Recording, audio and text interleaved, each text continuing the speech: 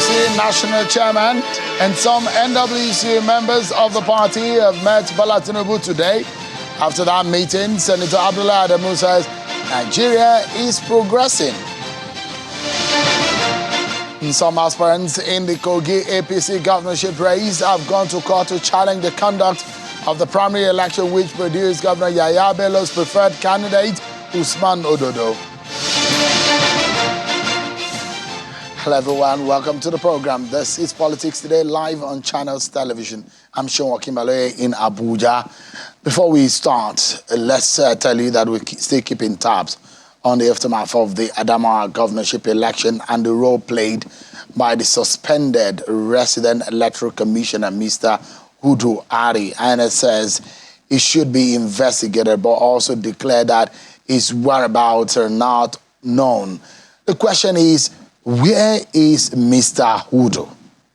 Where is Mr. Hudu? For the sake of our democracy and the future of our nation, it will be important for relevant authorities to allow this matter not to die without appropriate and final action on the matter, which threaten democracy. And all well-meaning persons in authority should ensure that justice is served.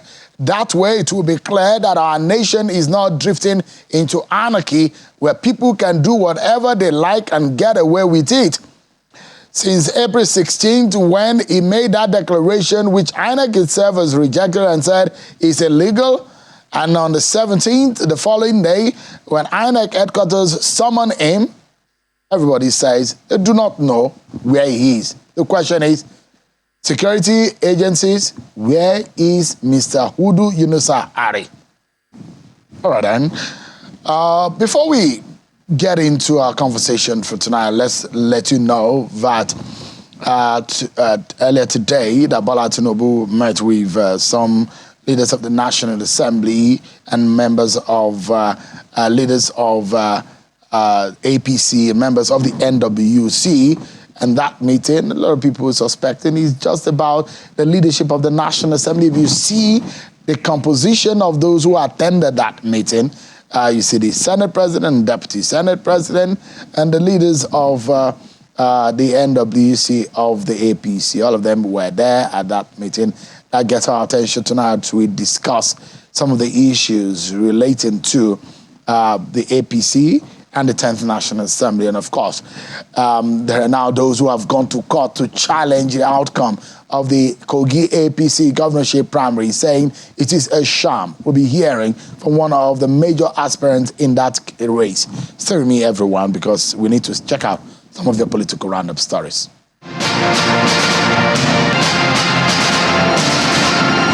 Good evening. I am Kayla Megwa, and these are your political roundup stories for today. President Muhammadu Buhari has sworn in 6 newly appointed federal permanent secretaries. The event took place at the council chambers before the commencement of the Federal Executive Council meeting. The permanent secretaries sworn in by the president include Adam Mahmoud Kambari from Borno State, Eswabanan Koasanye from Cross River State, Lamua Adam Ibrahim from Gombe State, Yakubu Adam Kofa Mata from Kano State, Oloruntola Olufemi Michael from Ogun State, and Richard Filangwa from Taraba State. In attendance at the ceremony are the Secretary to the Government of the Federation, Mr. Boss Mustafa, Head of the Civil Service of the Federation, Dr. Folashade Yemieson, and the National Security Advisor, Major General Babagana Monguno, retired.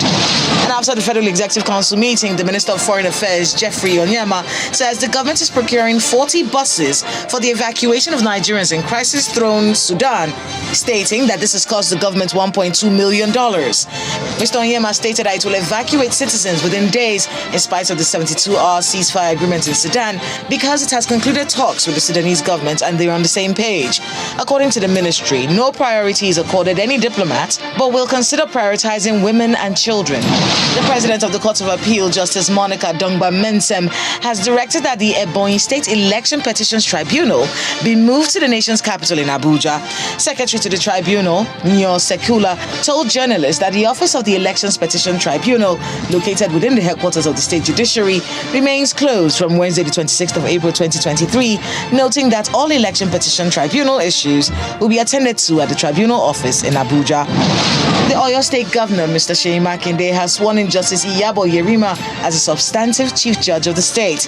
Performing the ceremony at the Governor's office in Ibadan, Governor Makinde says his administration will continue to prioritize the welfare of members of the judiciary and pledged his continued support for them for the dispensation of justice. I want to say that we will support you even more as a substantive Chief Judge. At least $22 billion worth of investments have been attracted to Delta State through a special economic zones initiative. This was revealed during the presentation of an official license by the Nigerian Export Processing Zones Authority, NEPSA, to Governor Ifeanyi Okowa of Delta State in Abuja. Governor Okowa said the Delta State government is in a hurry to get the special economic zone work for the state and for Nigeria. As at today, Delta State runs 4 functional state universities, which I believe is a clear advantage, particularly as we also have the University of Science and Technology. The factional National Publicity Secretary of the Labour Party, Mr. Abayomi Arabambi, has described as untrue a statement purportedly attributed to the National Chairman of the party, Julius Abure, alleging that the factional National Working Committee of the party, led by Mr. Lamidi Apapa, has filed a suit to discontinue Peter Obi's presidential election petition before the Court of Appeal.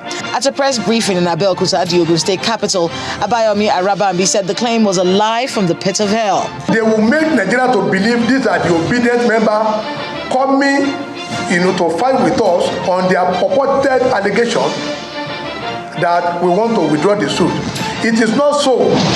Members of the Working Committee of the People's Democratic Party and their supporters in Adamawa State have embarked on a peaceful protest to the office of the Department of State Security Services, DSS, in Yola, the Adamawa State capital, demanding the unconditional release of some of their members arrested following assault on DSS and INEC officials during the recent governorship supplementary election in the state.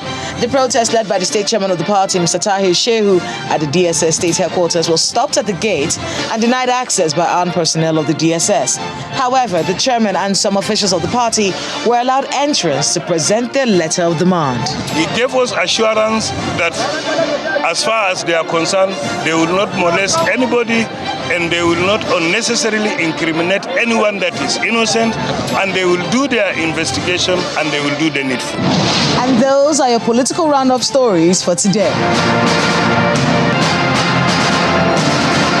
There you have it. You've been served with your political roundup stories and you are up to speed. Let's get you now to talk about our major story of the day. The president-elect Senator Bola Ahmed Tinubu has met with the national chairman of the APC, Senator Abdullahi Adamu, at the Defense House in Abuja. Officially, we understand that Mr. Tinubu and his running mates, the Vice President-elect Kashim Shettima, have now moved officially into the Defense House. This is where the President and Vice President-elect usually stay until they officially move into the presidential villa in Abuja.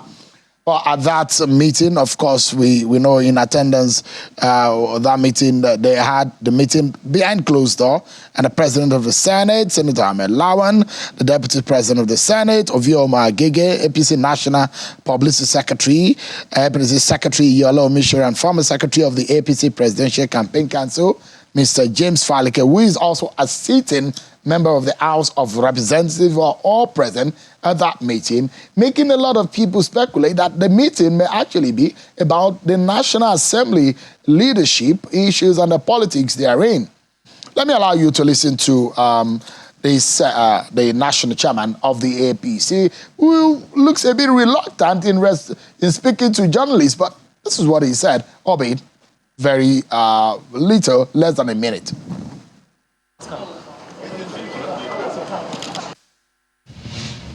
Well, we're still celebrating our victory. Okay. The last general election. You can see our president is here. The vice president-elect is here. I am here. The National Assembly is here. So Nigeria is moving forward. So, sir, when should we expect the zoning of national offices, particularly the 10th National Assembly? Since you have a zone in your mind, you determine it. Okay, when do you expect the position of the party? Ranking, what will be the party's position, sir? Whatever I think is good for Nigeria is good for us. Go ahead. Interesting.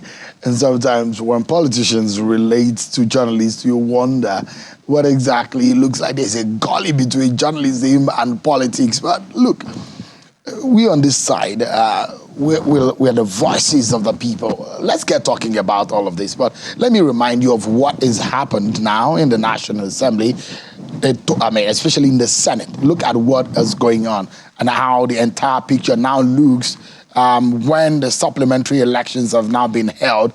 We now know for sure out of the 109 seats in the Senate, this is what we have. 59 are APC senators, and you can see other political parties. There are 7 political parties that make up the 109 seats now, making up the number of the senators in the National Assembly. So you see 36 are PDP members, 8 are Labour Party, 2 are NNPP, 2 SDP, 1 APGA, and 1 YPP. That is the makeup of the Senate as it stands, thanks to our friends at Other Paper who put this together. But let's look at also how this whole thing now pans out. 109 Senate seats, 7 political parties, male senators are 106, and 3 female senators. No youth as far as the age and bracket is concerned, and no persons living with disabilities in the National Assembly. Let's take a look at some other information that might be important for our conversation tonight. 109 Senate seats, 14 of them are former governors ex-governors, 10 of the APC, 4 of the PDP, ex-deputy governors are 2 of them, and 1 ex-governor from APGA. That is the composition of the Senate as it stands right now. Let's get talking about this. We have a mixture of experience and, of course, institutional understanding of the party politics. I'm being joined tonight by Honorable Cletus Obun, a very strong member of the APC and a former lawmaker. And I have another... Are you a 4th-timer now or a 3rd-timer? 3rd time now. 3rd-time now. Yes. Honorable Aliyu Madaki is now of the NNPP from Kano in the House of Reps. Thank you so much indeed for coming. It's good to see you, gentlemen. Thank you. The other time you were on the other side of the party, but now you are here. So let's get straight to it. Let me begin with you, Honorable Obun. The last time I saw you, quite last year, isn't it? Yes. Yeah, it was last year. When you abandoned me. All right. With what we've seen in your party, you saw the way Senator Abdullahi Adamu responded. But we do know that the opposition political parties are on the sideline. They're watching your political party, what you guys will do, and whether or not you've learned from the 2015 and 2019, and some of the history of the National Assembly's politics. But if you look at the body language and the kind of people who attended the meeting with Bola Tinubu today, what feeling does it give you about the National Assembly politics and its leadership? But let me quickly tell you that Parliament the Parliament is the fulcrum upon which all democracies devolve. Take away the Parliament, there is no democracy. Therefore, everybody is interested about what happens in Parliament. Indeed, as early as the 17th century, Jonathan Swift, that satirist who wrote Gulliver's Travel, will tell you that the Irish had what they call the Parliament of Fowls, which today you call the rubber stamp assemblies. This is exactly what we are avoiding as molders of democracy. The present president has gone through the rubrics and through the furnace of the formation of democracy in Nigeria. I mean, Senator Bola Tinubu, the president-elect of Nigeria. He has gone through it all, from parliament to the executive as governor. He knows what it means to hold a parliament that will be responsive and responsible, and at the same time act and take its role as an arm of government. It is in the interest of the executive, especially an executive president, to have a strong parliament in order to perform. And this has been demonstrated over and over. So what you see happening to APC is a correction and a perfection of what happened in 2019. After the 2015 experience, in which people had to go and virtually do vigil in the National Assembly in order to produce a leadership. Sleeping in the car park. In car parks and engaging in those type of dramatic shows and some climbing trees. Today, we have learned that lesson by 2019. So we are moving on and perfecting the art of putting the parliament that will not just be subservient to the executive, but will be responsive to the needs of the people as the real voice of the people. So what you see Adamu doing there is to keep the cards very close to his chest and not to expose too much. You have just 59 out of the 209. The other 50 are from about 6 political parties. Again, that is the dramatic change in what is the composition. For the first time, you are seeing just 10 former governors and 2 deputy governors. So unlike what Patrice Lumumba, the professor, said about our parliament, that it is a retirement ground for former governors, you have seen today that that has again changed. And there are more first-timers, which is not a very good sign for us as a growing democracy, because institutional memory is lost when the turnover of new parliamentarians is coming. But when you have redundant parliamentarians, you have no choice but to produce a new one to bring vibrancy to it. So the mix between the old and the new is a very sound thing to happen. And when you find a young man like this, you will also understand, don't mind his beard. The beard is... Honorable is no longer a young man. No, he's not. I'm not looking at his side. I'm talking in relation to me, not to you. Okay. Because you won't be able to stand that. So I'm just saying that, I mean, he still has energy. He has so many years to go. Yeah. He has another 2-3 terms to go. And that's what... You remember that Biden was in the Senate for over 38 years. Absolutely. I remember that when Clinton was in the parliament, the man who was in charge of the Louisiana affair in the parliament was 42 years in parliament when Clinton was 46 years as a president. He was already in parliament for 42 years. So what does that tell you? Institutional memory. So if you keep saying you must have to follow up with, and you must keep that institutional memory. And so what we are doing here is to ensure that experience, exposure, capacity, competence, and character come to play in the kind of choice that we make about it. So the National Chairman is acting in character and will not have to expose too much. Yeah. You have to give us away because the banana peel is waiting. We don't want 2015. No, because things will be a bit more uncertain, and the politics might be a bit more different from what you've seen in the past, because in the past you see 2-3 political parties in the National Assembly. In the House of Reps, you have 8 political parties making up the House of Reps, the 360 seats. This is the first time in our democracy ever. Honorable Madaki, I mean, you're coming back into the National Assembly. The National Assembly you left the last time is totally different from the one that you're coming back into. You have multiplicity of political parties. Even your own political party never existed in the National Assembly. You're having a taste of it for the first time. What do you expect that could happen? Well, is the opposition, because you are in the opposition now, yes.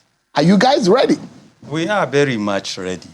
I believe what Nigeria requires is a very robust House of Representatives that will be productive, that will be more concerned with the welfare and well-being of the Nigerian citizen.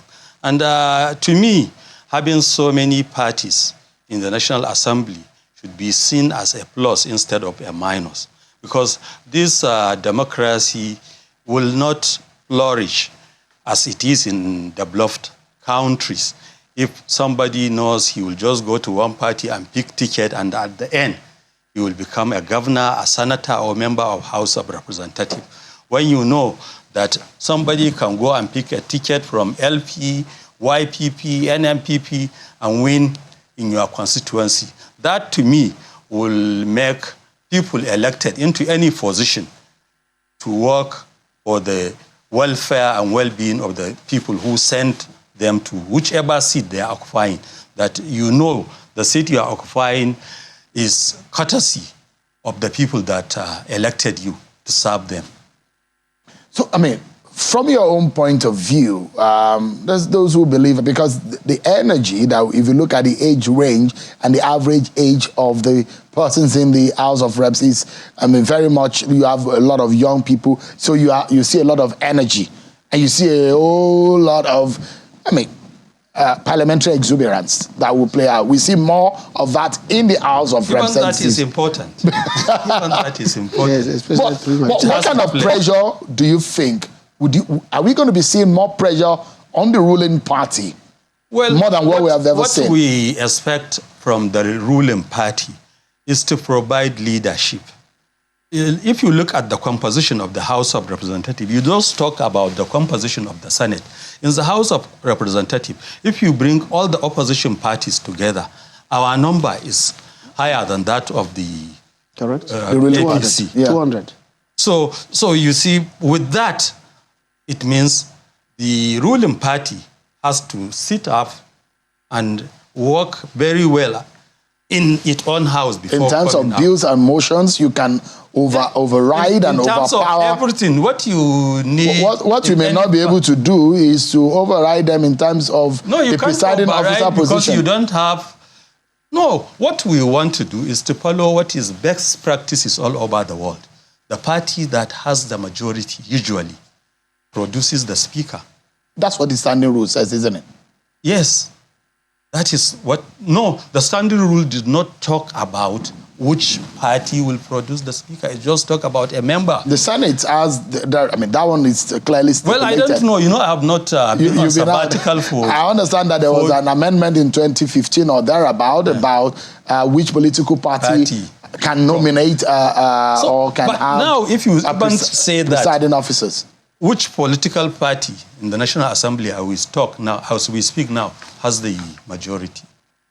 If you are taking it party by party, actually it's APC. Mm-hmm. And that is why we have a team which we call the Joint Tax Team, which comprises all the political parties put together. APC, PDP, Labour Party, NMPP, SDP, White, all the parties. So there's a coalition? There is a coalition. How many of you out of the 360 members? As at now, we were 283. And before I came for this meeting, 2 members came and joined, so which make us 285. Those who believe the APC as a party should go and sit and zone which place to take the speaker, then we will come together as members in a united voice and try to say who we want from that zone to be our speaker, based on the choice of APC as a party. But the burden is now on APC and the onus is now on the APC. This zoning idea, what are your thoughts, Honorable Obong, about, because it will stem from the very first and second, because we have number 1, which is the president, number 2, the vice president, number 3, the Senate president, and number 4, the Speaker of the House of Representatives. Yeah. In your own view and from your own institutional memory of how things play out in Nigeria and what we have seen in your party particularly, because it's now majorly of your party affairs, and you're now going to be standing at that moment where you need to think about Nigeria and what the balance of power will do. You should understand, if the party didn't do what is right, that does not mean the opposition cannot do something. We are now waiting for APC. So if they do whatever is wrong, if they didn't zone, they allowed it to go like that, then we as opposition can come and sit and say, okay, if that is the case, let's come and we can do what... It's good to give this expo and put us on the red alert. That is the duty of opposition. But let me say that in Parliament, as in all... Parliament I have defined elsewhere as the higher ground of unionism. Once you get into the Parliament, the first thing that comes to you is, especially whether at the state or national or even as councillors, the first thing that comes to your mind is your local government as a councillor. The second thing as a state legislator is the state. And at the national level, you are thinking about the country. If you put that mindset, you are going to have the Parliament, the National Assembly, acting as an organic whole. They move like organic molecules in a chemistry laboratory. They will move like that. And that is what he's trying to describe to you. That all the parties are coming together to talk to say, look, we want a leadership that will put this parliament to perform its constitutional and patriotic duty to Nigerians. First, and the Supreme Court made that much statement when it described the case of Atiku versus the federal government when he was about to be replaced. And he said, his allegiance is to the country, never to anybody or to any political party.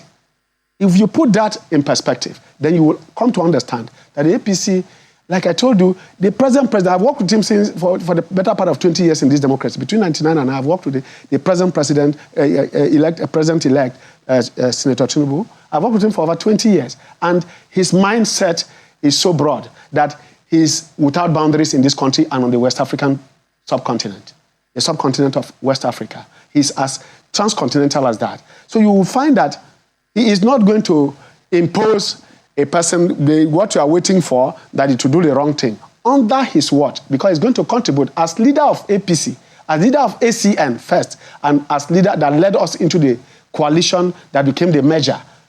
He did not at any time leave us in doubt that he wants democracy to function and to thrive and to flourish in the best practices all over the world. So I will tell you that when we are going into the present circumstance, in the present situation, zoning is going to take place, but at the proper time. Timing is important in the affairs of human beings. You can be in the right place at the wrong time, and you get it wrong. You can be in the wrong place at the right time, and you think you have succeeded. You have seen that happen in 2020. But, I mean, let me quickly, from your own point of view, where you stand right now, number one, number two, we already know. Number one, Southwest. Number two, Northeast. Number three and number four.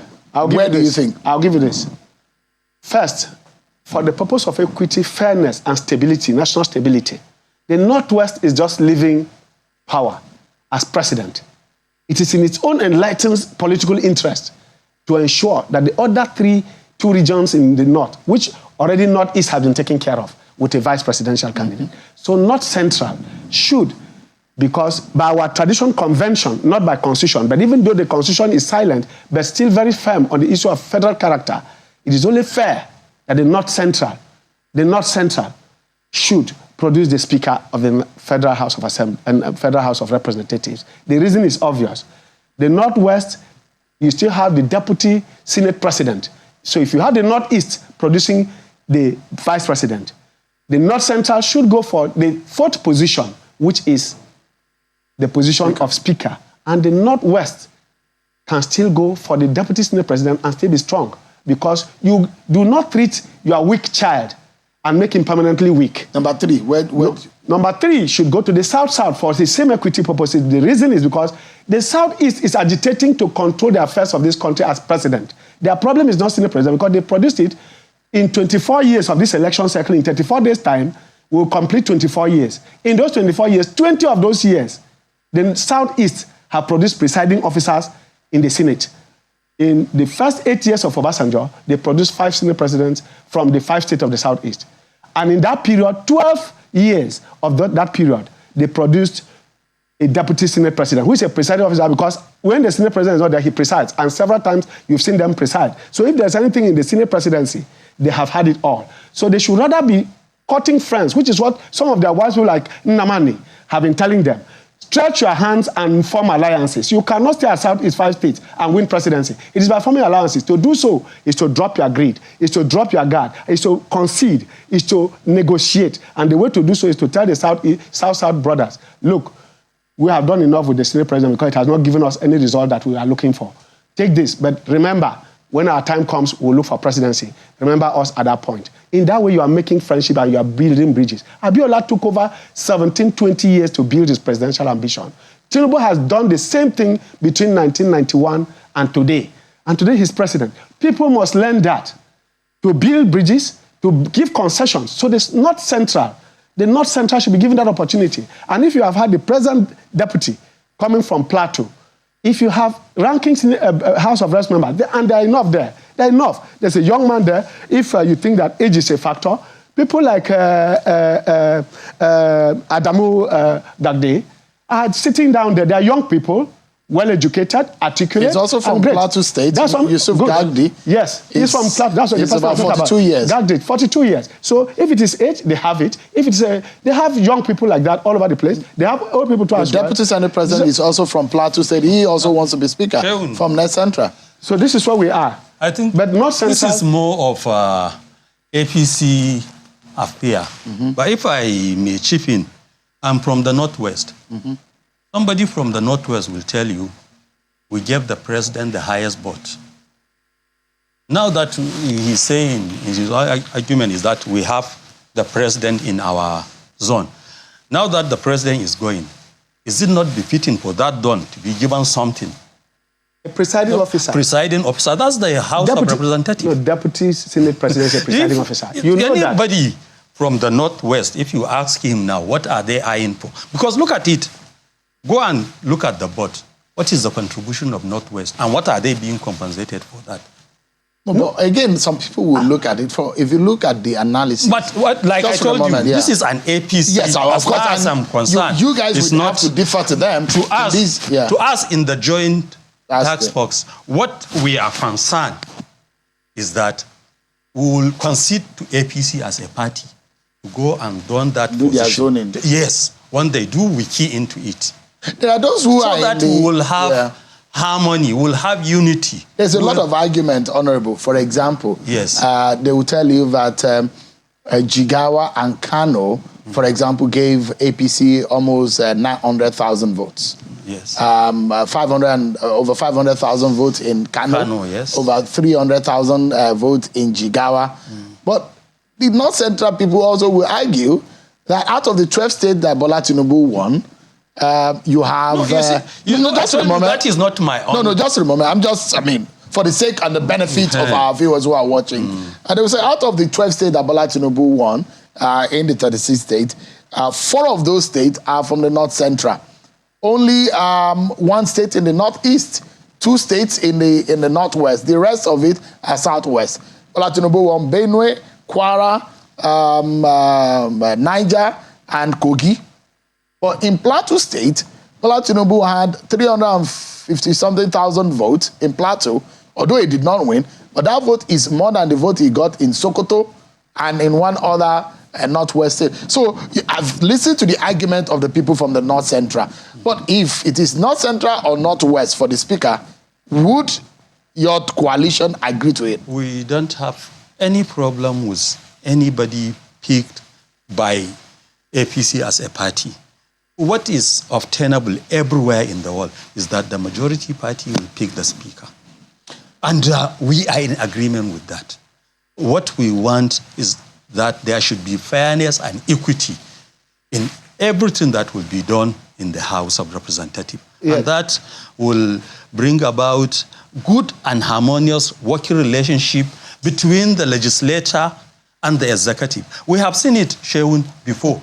I was in the House 2011 and 2015 when we decided in the House that we are going to pick Amin Waziri Tambol as our Speaker against the party zoning. Decision. Yeah. Those of us who were in the House in that time between 2011 to 2015 will tell you that we didn't take much home in terms of constituency project.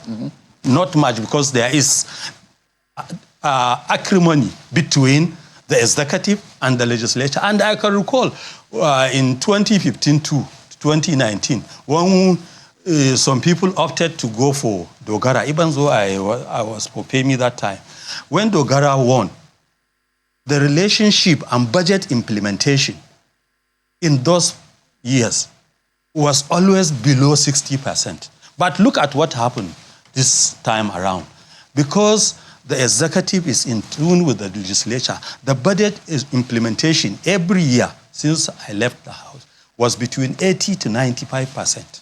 That shows to you. That is why... The synergy, right? Yes, because of that synergy. Yeah, let's wrap up the conversation. Yes. And Honorable, one thing that is important is that Nigerians will have the searchlight on this government, perhaps more than ever before.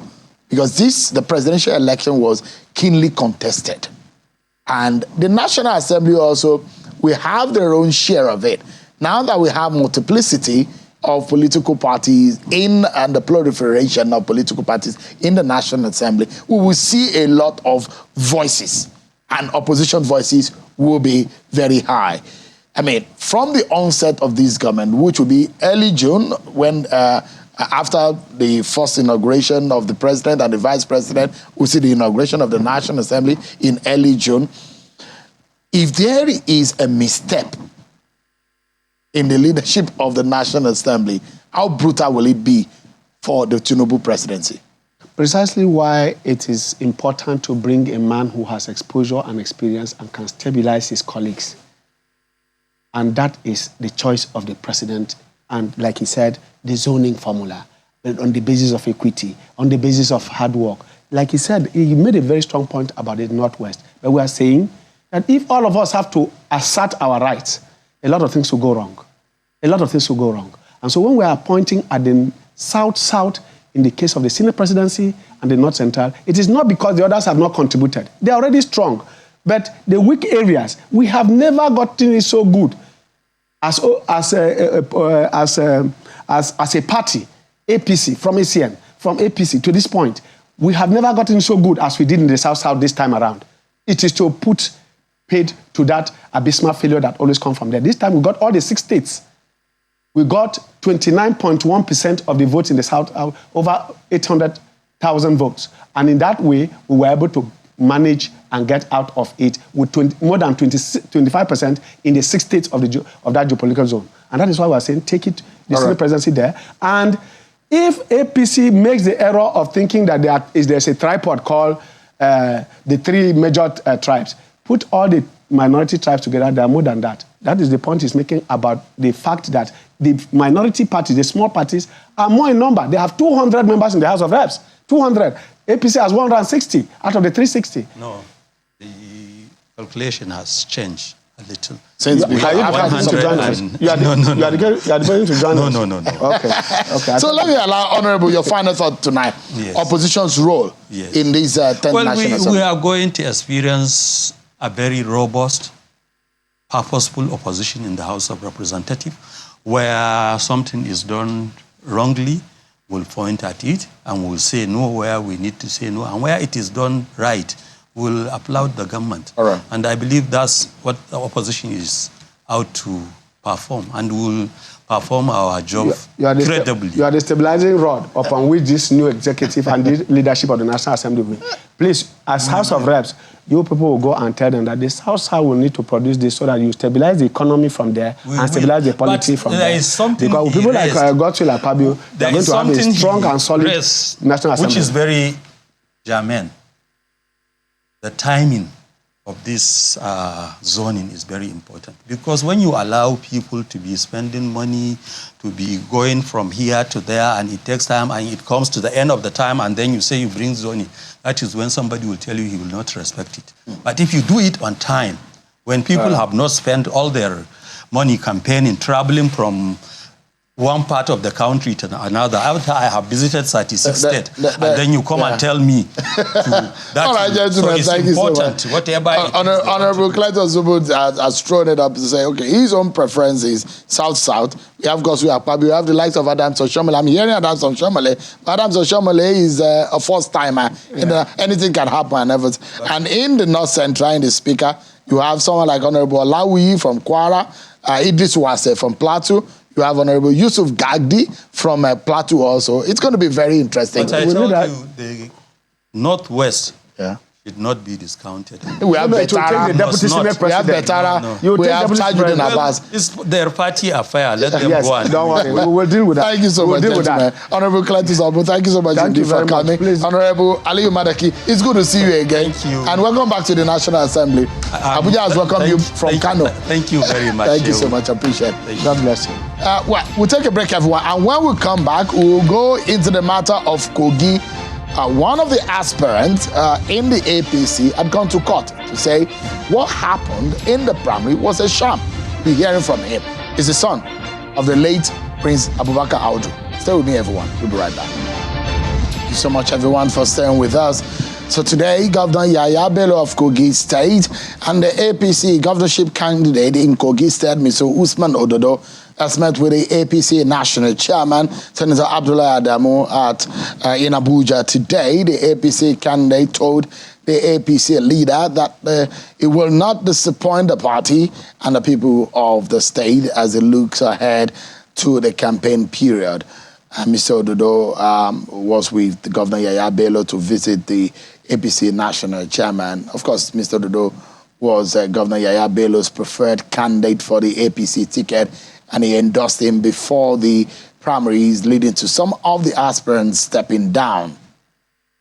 Meanwhile, some of those who contested in that election have since gone to court to challenge the conduct of the primary, which some of them say is fraudulent and a sham. Sometime on the program, you remember we had Senator Smart Adeyemi who spoke on the program and how the conduct of that primary went. Of course, he did say at the time that the primary election did not hold. Well, one of the persons who ran in that primary is also Prince Shoaib Abubakar Audu. He's a son of the late Abubakar Audu. He joins us live here in Abuja studio. Thank you so much, Prince, for coming tonight. Thank you very much. It's nice to be at your studio. It's my first time at your studio.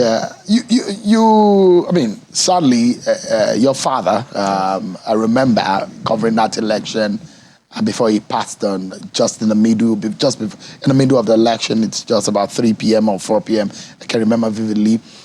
After he cast his vote and went back home and all of that. I mean, it was a very sad one. And now you want to also be governor. Yes, correct. So two things. First of all, my father was very loved by the people of Kogi State.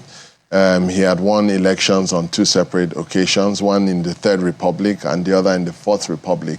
He provided so many amenities and infrastructural developments for his people across Kogi State, not just in Kogi East where he was from, the Gala side, but across the Okun side, the Yoruba-speaking area, and across the central area, which is the Igbira land. So he was, very vast in terms of his outreach to the people of Kogi State, the 4 to 5 million or so people in Kogi State, and he wanted development and progress for his people. As you know, he was unfortunate that, after winning elections on the third occasion in 2015, the cold hand of death struck. And we trust, you can't question God in terms of, his decision making. That was how God wanted it, and we accepted the decision. But I think some important fact is that he was the founder of APC in Kogi State. He brought APC. He ensured that there was a level playing field for actors in Kogi State. There was a democratic system where actors and politicians, went through a due diligence and went through an electoral cycle in accordance with the Constitution. Yeah. What Prince Audu couldn't achieve, yes, is that what you want to achieve? Yes, correct. There are two things. First of all,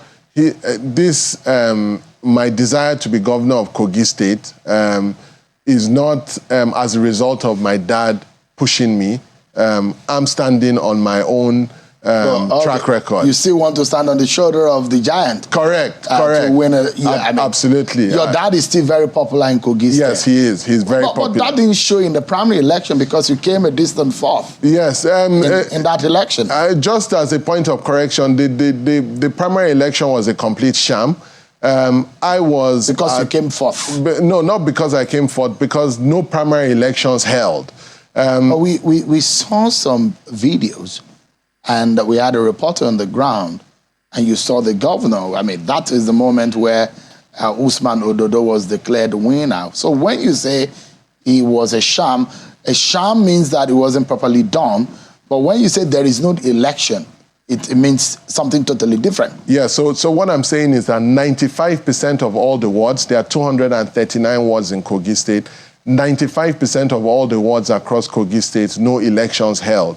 What happened was they just basically doctored some areas where, they lined up some people in some wards, they gathered them, covered it on video and made it appear like there was a credible electoral process. Unfortunately, there was no primary election. I was in my polling unit, for example, for more than 6 hours. I came there at 8 a.m., I left at 2 p.m., at the closure of the electoral process.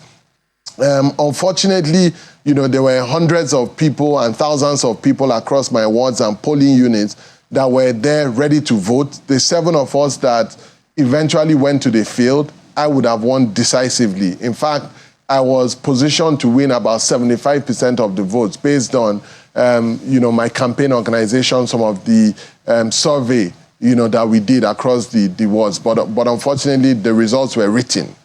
Written by who? So what had happened was the executive chairman of the local governments were given the electoral materials, which they diverted to their various hideouts. And in conjunction with the state government, they wrote the results. These are results. And so you're saying that these results were manipulated? Correct. Is that what you mean? Yes, these results were manipulated. It's not a true reflection of the will of the people. They said the election was rigged. Is that what I mean? I would say rigged is an overstatement. Rigged assumes that there was elections in the generality of the places. However, there were only elections, like I said, 95% of all the wards and local governments, there was no elections. So there were just elections in scanty areas, in 1 or 2 places where elections held, and the government of the day pretended as if there was an election based on that wrote results. Have you gone through the internal process of seeking redress? Correct. What did you do? So I wrote petition to the appeal committee. There was an appeal committee that was set up by our great party, the All Progressives Congress. I wrote to the chairman of the appeals committee through my lawyer. I wrote to the national chairman of the APC. I wrote to the APC National Working Committee. I wrote to INEC, and I wrote to, the other agency. I think the last agency was the security agency, DSS, to mention that no elections, were held across board. So we wrote, the right petition. Did your party set up a panel to look into it and appeal? Because that is the usual thing. After an election, there's an appeal panel that is set up to listen to the petitions and grievances. Correct. Yes, our party set up an appeals panel. I spoke to the chairman of the appeals panel, and I have an acknowledged copy of the letter that I wrote to the appeals panel. I was given assurances that it was going to be looked into. And I'm expecting that at the very nearest future, in the next days or so, I would expect some feedback because I. But you have not gotten any feedback? No, I've not gotten any feedback. So you've not exhausted all the internal mechanisms? No, I have because But you have not waited for you have not gotten a feedback. Yeah, so the feedback has not come within the stipulated time period. So there's a stipulated time period for feedback. I think it's a few days. That they are expected to get back to you. Once you're supposed to file your petition within 24 or 48 hours after the elections. I met that timeline. I filed a petition. They didn't revert. I spoke to the chairman. The chairman confirmed that he was in receipt of my petition. However, there was no feedback. So what we've done is, having exhausted all the avenues, what we've done is to file a court case to formally lodge a complaint at the Federal High Court. In Abuja? In Abuja, correct. For asking for the elections to be cancelled. Why not in Kogi? Why are you going to an Abuja court? Because the jurisdiction is the right place, based on the advice of my lawyers, the right place to file the court cases in the Federal High Court, Abuja, because they have jurisdiction over the case. All right, because it's the national body of the party that conducts the primary. Correct. And the national body is domiciled in Abuja. Absolutely. Okay, I see the sense there. Correct. So you've gone to court? Yes. On what basis? And what are you telling the court? What are your grievances? What are you telling the court? So what I'm telling the court is that in accordance with several sections of the APC Constitution, Section 21, subsection 1, that the primary election was not held in accordance with the way and procedure and manner it should have been held, in terms of basically, providing electoral materials to all the wards. Now, the the problem that we have now is that if you select a candidate that does not reflect the true will of the people, then our party is at risk of losing the general elections. You know, Kogi is where I'm from, has the highest population. We have about 55-60% of the population. In terms of votes that was delivered, the Kogi West has second, and Kogi Central, where the governor's candidate, Alhaji Ododo, is from, is third in terms of what they delivered to, you know, in terms of the presidential election results. Now the governor is from Central. He has ruled for 8 years, and he's now passing the baton over to his cousin, who's from the same ward and from the same polling unit. And I think that people would not accept that in a positive light. But there are those who think that about 19 years, there are governors from your own senatorial district for almost 19 years. Is that also fair? I think if you look at, I believe that power should rotate across the 3 senatorial districts. Why are you running if you believe so? Because I believe that in 2015, when the Prince Abubakar Audu won the election, he's from Kogi East. He won the election but never served out the term in 2015. So I believe, what I fundamentally believe is that Kogi East, you know, is rightfully allowed to also seek for the office of governor based on the historical trends. Even when Kogi West has never produced a governor. Yes, Kogi West has not produced a governor, and I believe that ultimately they would be put into that equation. And you don't think it is now? It doesn't necessarily have to be now. It could be now, but it doesn't necessarily have to be now. I believe that after Kogi East serves another term, which should have been like 23 years, and if there is another 4 years, should have been 27 years, and the likes of Kogi West, well, there is injustice on you, but go and be patient. We'll remember you. Is that how they should feel right now? No, I think Kogi East historically has always carried Kogi West and all the senatorial districts along.